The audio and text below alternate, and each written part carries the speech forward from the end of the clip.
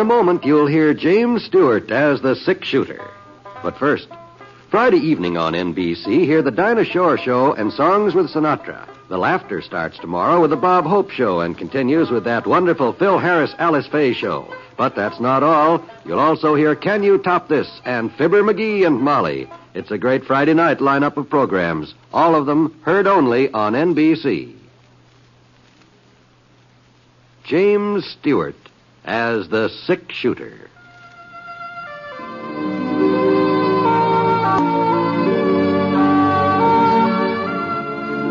The man in the saddle is angular and long-legged. His skin is sun-dyed brown. The gun in his holster is gray steel and rainbow mother-of-pearl. Its handle unmarked. People call him both the six-shooter.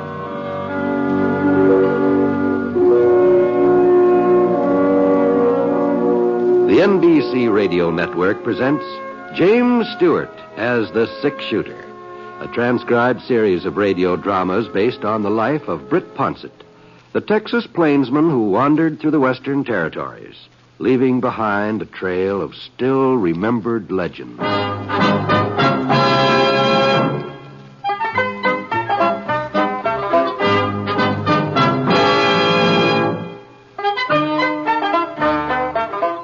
Well, at first I didn't know what I was getting into.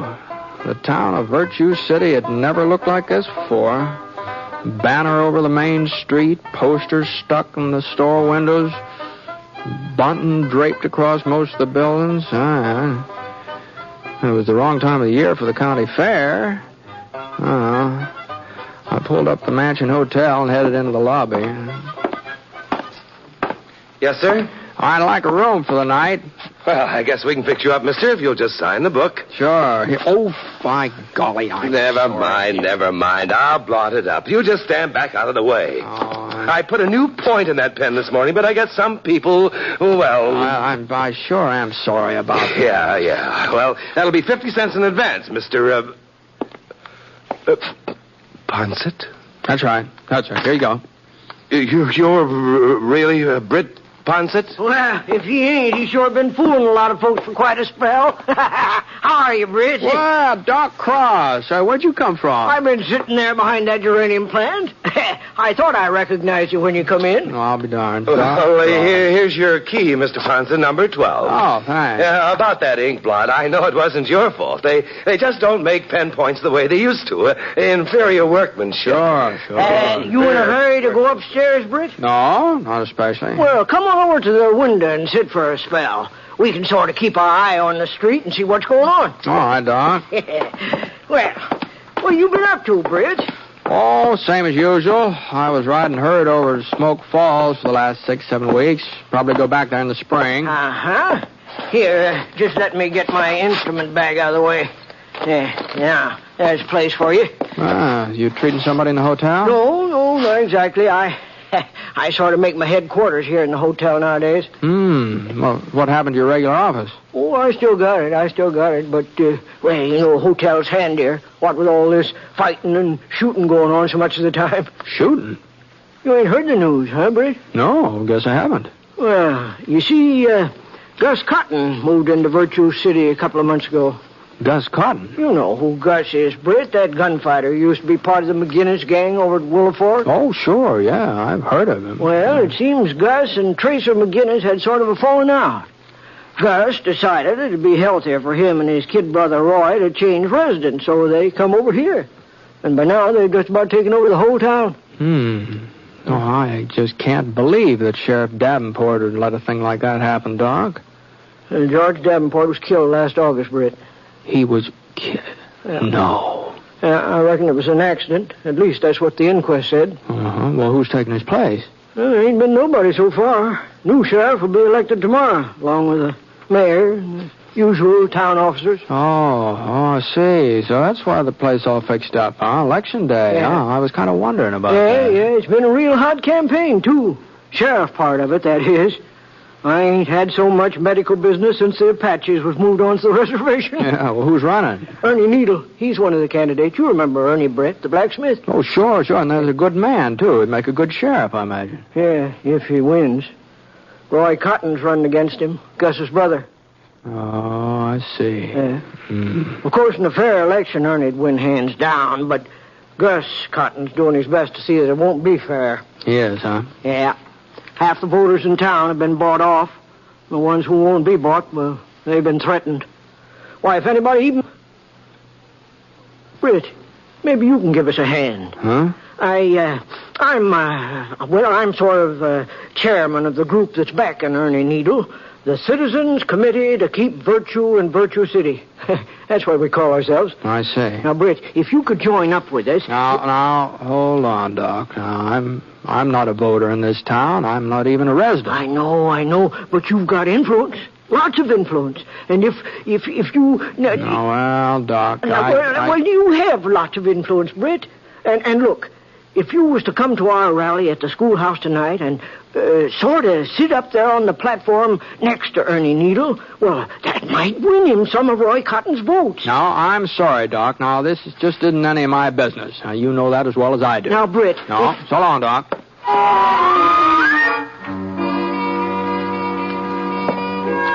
Well, I went upstairs to my room. Number 12 was on the north side facing Ernie Needle's blacksmith shop. And looks like Ernie had closed up for the day. He's probably out politicking somewhere. The room seemed kind of stuffy, so I opened up the window. It sure was warm. Sounded like some more business was heading Doc's way. I leaned out, but I couldn't see anything. The shooting must have been around in front. Oh, well. Yeah? Yeah, come on in. Howdy. Howdy. You're Britt Ponset. That's right. I'm Roy Cotton. Oh? Understand you were having a little chat with Doc Cross just now. Uh-huh. Doc a friend of yours? Yeah, I guess you could say so, Roy. Well, you know it's funny, ain't it, how friends sometimes get a man into trouble? Oh? That's so? Yeah. Yeah. You plan to stay around town for long, Ponset? Oh, I hadn't made up my mind yet. Why? I was just wondering if you were going to be here for the election tomorrow. You heard about the election? I heard about it. Well, I wasn't anxious to run for sheriff, you understand, but folks seemed to think it was my duty, so I had to oblige them. Well, I wouldn't worry about it, Roy. You might not be elected. I'll be elected. Why, do you got the votes counted already, huh? I'll be elected. If there ain't no outside interference. I see. So maybe it'd be best if you just moseyed on out without sticking around for the vote. Well, the doc mentioned something about a rally tonight, asked me to attend. You're not going to attend to no rally, Ponset? That's exactly what I told the doc. You turned him down? That's right. Well, I guess I needn't have bothered you. But now that you mention it, Cotton, I'm sort of reconsidering my decision. What do you mean? Well, your barging in here and ordering me around might make me sort of consider changing my mind. Oh, now you listen here, Ponset. You ain't going to that rally tonight. You ain't even going to be in Virtue City after sundown. I'm not, huh? Well, if you are, you're just asking for me and Gus to do something about it. Maybe I am, Cotton. Maybe I am. Okay, Ponset. You had your warning. You're Roy. Yeah? I'm not leaving town, so if you want to do something about it, this is as good a time as any other. Huh? That gun you're wearing's loaded, isn't it? Well, sure, but... Well, then why don't you go ahead and draw? Well, you ain't got your six-shooter. It's right here on the dresser. All right. I'd be taking advantage. It might not work out that way. Well, I don't want to shoot up no hotel room, Ponset. The rent's paid in advance. All right, Cotton. Now, look here, Ponset. My coming up here to see you, well, Well, it was my brother's idea. Gus thought, now what I mean is, he said that you was to have till sundown to get out of town, and he wouldn't like it if I was to jump the gun.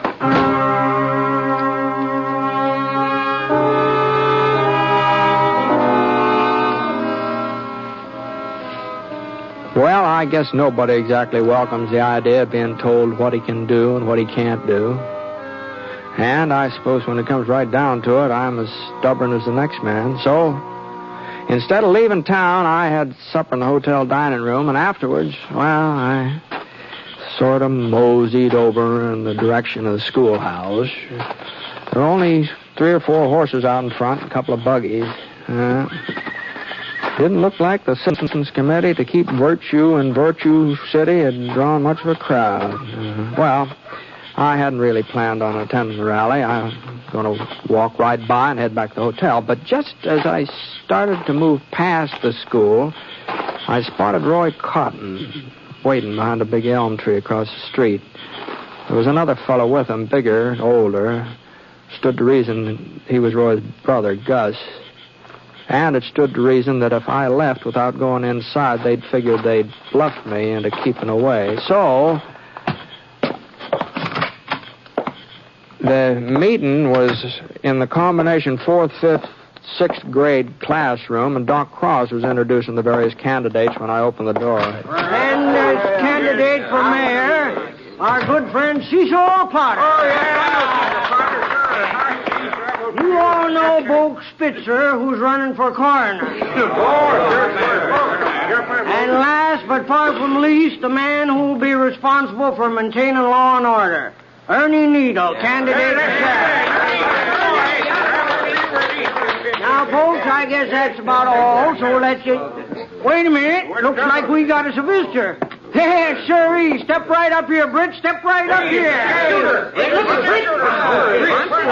Now, wait a minute, Doc. I didn't mean to interrupt your meeting here. I was just strolling by. Why, you ain't interrupting, Britt. You're a godsend. Folks, listen to me now. Now, quiet down. Quiet down, will you? Now, listen. Mr. Poncett's arrival here puts a whole new complexion on things. What? Well, I sure don't see how I it know does there that. ain't very many of us here tonight, and from the size of this meeting, it looks like we're fighting a hopeless battle. But we ain't. Not now. Not anymore. There's enough of us here to spread the word. We gotta see to it that by the time the polls open tomorrow, every voting citizen in Virtue City knows that the 6-shooter's on our side. Now, whoa, Doc. Now, hold on here. Amos, you take the folks who live west of Cedar Street. Al, you take the section over by the creek. I'll cover the area along Clinton Avenue. And another thing, you tell everybody that Britt will be right there at the polls to see that the voting's done on the up and up. Now, Doc. Now, you listen to me, Doc. Now, see here, Doc. Now, you just see here, Doc. Was there something you wanted to say, Britt? Well, Doc, you know doggone well there's something I want to say. I'm not going to have folks running all over town claiming that I'm interfering in this election. Now, you just go and call them off, Doc, and you just stop them before it's too late. Well, I'm afraid it's too late now, Britt. It looks to me like they're on the way. And I better get started myself. I'm going to make it over to my section before everybody's asleep. Okay, Doc, okay. You just go right ahead, but you're going to be pretty foolish looking in the morning. What do you mean, Britt? I mean that I'm not taking part in your election tomorrow, no matter what you tell people. You won't do your duty, huh? My duty is to mind my own business. Britt, the law says there's supposed to be one man at the polls who's unbiased, who's neutral, so to speak. What? Well, of course, your sympathies may sort of lie with Ernie Needle and our committee, but technically, you're nonpartisan. Seeing as how you can't even vote yourself, I mean. How's that? Now, look, Britt. All that I'm trying to do is to see that this election's carried off strictly according to the law. The law says we got to have us a nonpartisan president at the polls. Well, I'm not even certain that the election would be legal if you wasn't sure. Well, I wouldn't want to stand in the way of the election being I mean, if you're certain that... Well, if it's really necessary. But honestly, Doc, I just can't believe that... Well, it's up to you, Britt. Entirely up to you. Well, so long. Now, Doc. Wait a minute. Be set up in the hotel lobby, Britt. Polls open at 7 a.m. Just let your conscience be your guide, Britt. Let your conscience be your guide. Night.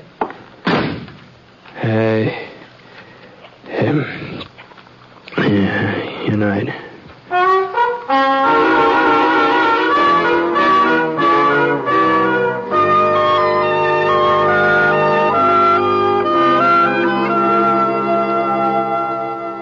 We'll return to James Stewart as the 6-shooter in just a moment.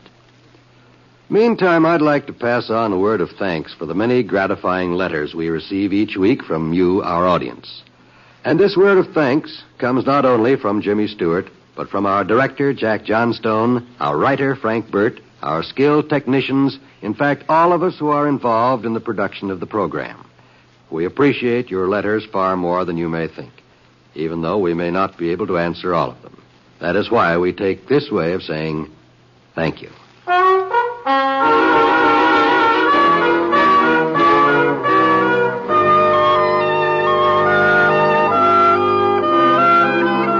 Well, I just couldn't seem to get to sleep that night, and along about 5 a.m. I gave up trying. And it was just as well it did, because that was when Doc Cross showed up to take me down to breakfast. He kept saying that he wasn't trying to influence me one way or the other about being an election official, but as soon as we finished eating, he sure steered me straight toward that voting booth in the lobby. And the next thing I knew, somebody handed me a sheet of paper with a list of names on it, and people started filing up to get their ballots, and, well, the voting went off real smooth.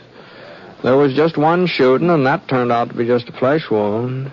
And when it finally came time to shut down the polls, just about everybody who was eligible had cast a ballot. There'd been a real good turnout, too. I didn't stick around for the counting. I figured I'd done my share, so I had some supper, and I went upstairs to my room. Oh, I sure was tired. Not having any sleep the night before and having to sit around indoors all day, well, I took my boots off. And I sort of stretched out flat on the bed for a couple minutes. I didn't intend to doze off. I was just trying to build up enough strength to go on with my undressing, but I don't know.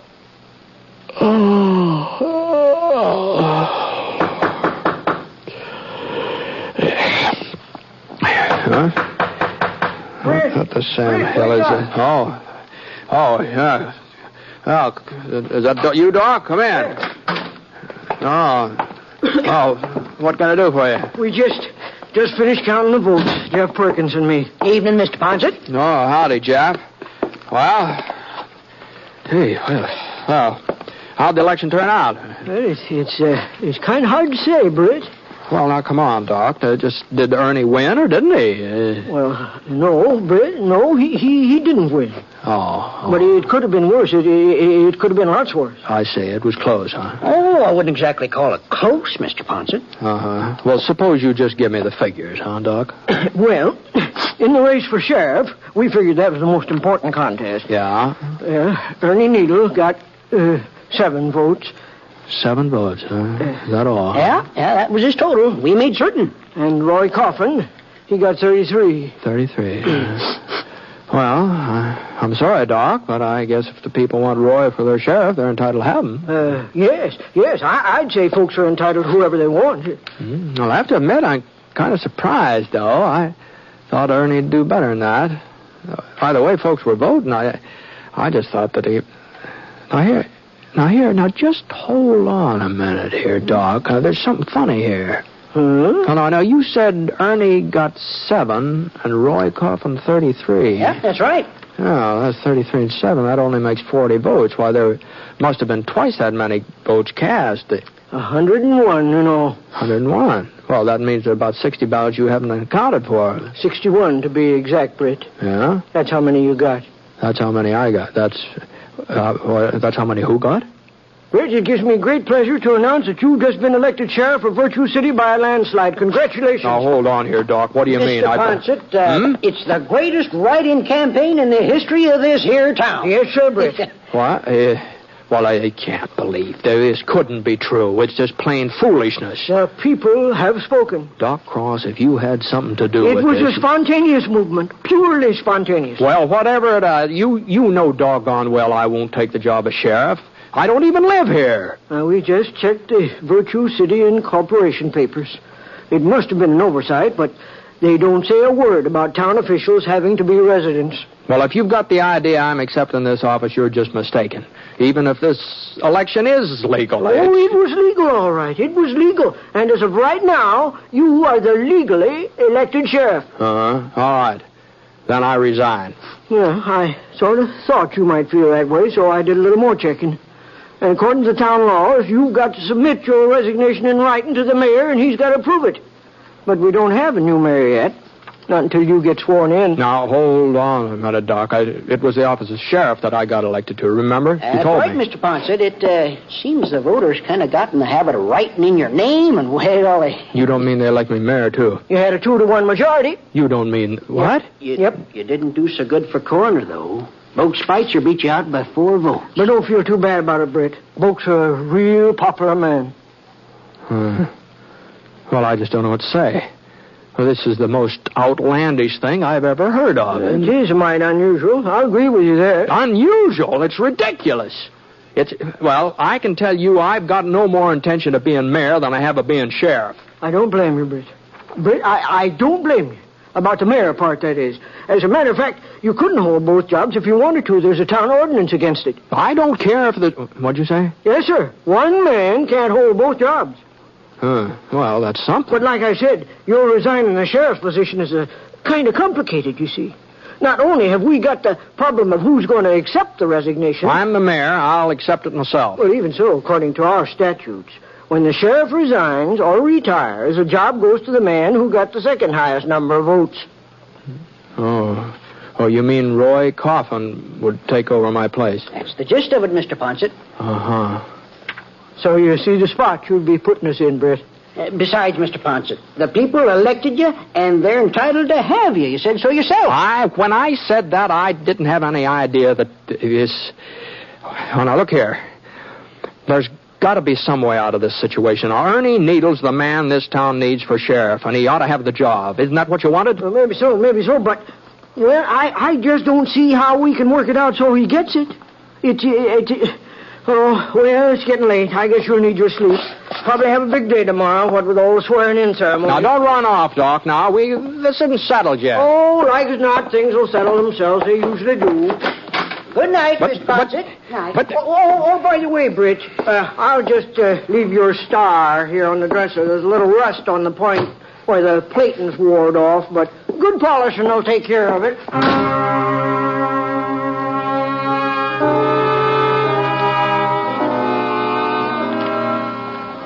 Well, that was the second night in a row I didn't get much sleep. First thing in the morning, as soon as I figured it was time for the town hall to open, I headed down there and I did a little hunting through the legal code myself. And it was all true what Doc Cross had told me. If I gave up the job of sheriff, Roy Cotton would be next in line for it. Well, about 9 o'clock, a delegation headed by Doc Cross came in to make the preparations for the swearing-in ceremony. And I told them that the ceremonies just have to be postponed until I had a talk with the Cotton brothers. They were living in the old Peterson place on Flower Street. You got your nerve coming around here, Ponset. If you figure on making a name for yourself as sheriff by arresting us, you better do some more figuring. Arresting you? You mean you boys have done something illegal? No, he never said that. Well, putting you under arrest was the farthest thing from my mind. Of course, if you think I should. And just what is it you do want, Ponset? Well, the fact of the matter is, it's my understanding that Roy here would inherit the sheriff's job if anything happened that I wasn't able to go on. That's right, Ponset. And like as not, something will happen, too. Uh-huh. Well, I was just thinking that under those circumstances, it might be a good idea for Roy to get all the experience he can while I'm around to show him the ropes. You want me to work with you? Well, I don't see why not. Come to think of it, I could use you both as deputies. Deputies? Yeah. Yeah, that'll save me getting the whole big posse together. I think the three of us ought to be able to handle the McGinnis gang. McGinnis? Tracer McGinnis. You heard about him, haven't you? Oh, that's right. You all used to be sort of friendly, didn't you? Before you had that falling out with him, that is. Gus? You don't mean Tracer McGinnis is heading this way? Oh, it's probably just another false rumor, but it's probably not a word of truth to it. Yeah, but why'd he be coming in here, Gus? Unless he's after us again. Yeah. Well, now, if you fellows would just hold up your hands, I'll give you the oath. No, wait a minute, Ponset. Maybe it'd be better if you was to take out more of a posse. Oh, now, Gus.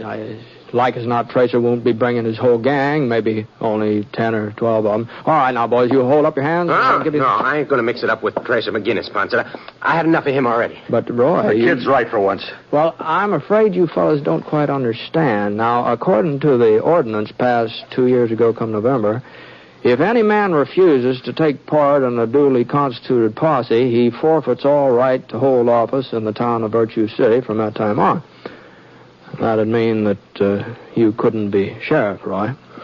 Gus... I don't figure that's going to make much difference, Ponset. You see, we don't aim to stay around Virtue City anyhow. Yeah, that's right. We were sort of planning to leave town today, weren't we, Gus? Yeah, we were just doing our packing when you come in. Well, maybe we ought not to wait to pack, Gus. Them McGinnis boys ride fast when they're on the move. They sure do. Come on.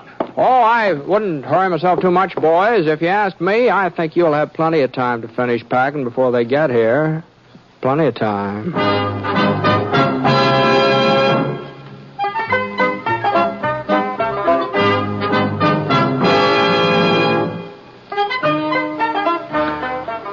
Well, as things worked out, they needn't have heard it all.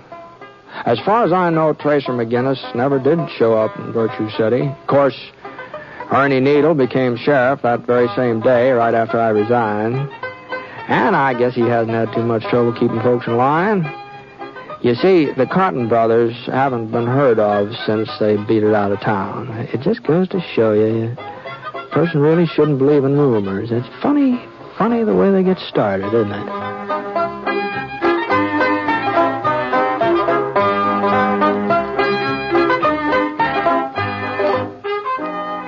The Six Shooter is a transcribed NBC Radio Network production in association with Review Productions. It is written by Frank Burt and is based on a character created by him. Mr. Stewart may currently be seen in the Universal International picture The Glenn Miller Story. Others in the cast were Carlton Young, Dal McKennon, Paul Richards, Frank Gerstle, and Junius Matthews. Special music for this program was by Basil Adlam, and the entire production is under the direction of Jack Johnstone. All characters and incidents were fictitious, and any resemblance to actual characters or incidents is purely coincidental. This is John Wall speaking.